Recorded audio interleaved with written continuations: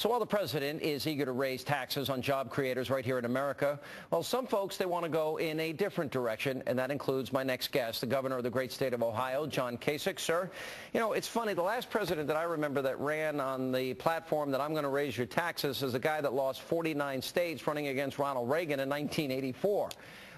Is this a good campaign strategy? Is this good for the economy? First of all, Sean, all I care about is how it's going to affect the economy. And the fact is raising capital gains taxes, which are taxes on risk takers, and also just raising taxes so Washington can spend more, is a prescription for actually hurting our ability to grow jobs here in the state of Ohio. You know, in our state, when I came in, we were $8 billion in the hole. Our credit was on the verge of being downgraded. And people said there is no way that he can get this budget balanced. Well, we balanced the budget, and we actually cut taxes. We lowered the income tax, and we also killed the death tax, so small businesses didn't have to sell in order to pay the bills. And we also streamlined our regulation.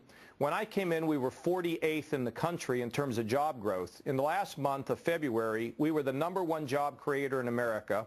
We are now the #4 job creator over the last year. Our credit, while everybody else was being downgraded in Spain and France, in Greece, and even in America, we've gone up from on negative watch to stable.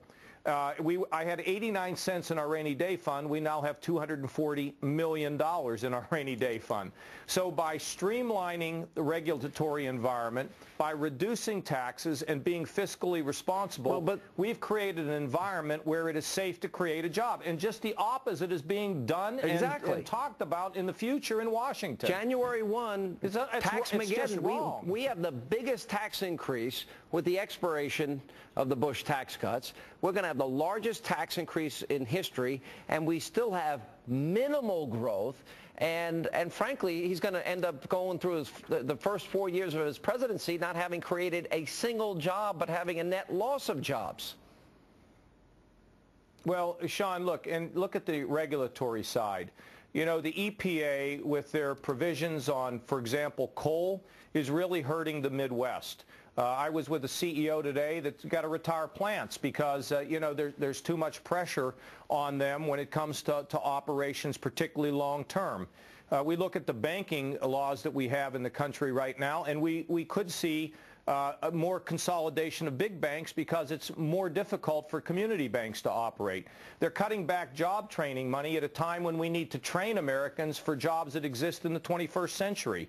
And then, the promised increase in taxes, what it does, and this is not ideological, it's not political, it's common sense. What it does is it frees people who are job creators in place because they don't know what's going to hit them. Well, and in our state, we're providing certainty. And when you don't do that, you make people who are going to invest and create jobs nervous, and they stay on the sidelines. And guess who gets hurt?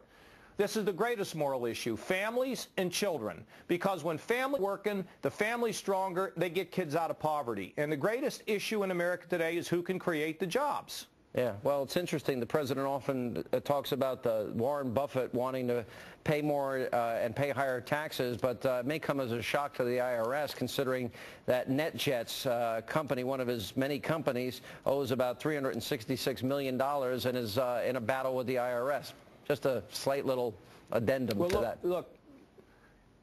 Look, class warfare is not healthy for our country, and it doesn't grow the economy, and it punishes people who create jobs. I think it was your friend Bob Beckel who said, I never knew of a job that was created by a poor guy. I said that. Now, poor people can become entrepreneurs and grow into something significant. Okay, well, Beckel stole it. He's up to anything. But the fact of the matter is, the class warfare just tears us apart. The country needs to be united. We need less of that kind of divisive rhetoric when it comes to politicians. Governor, it's always good to see you, and congratulations on your great job success story in Ohio. We certainly need those jobs there. Thanks for being with us.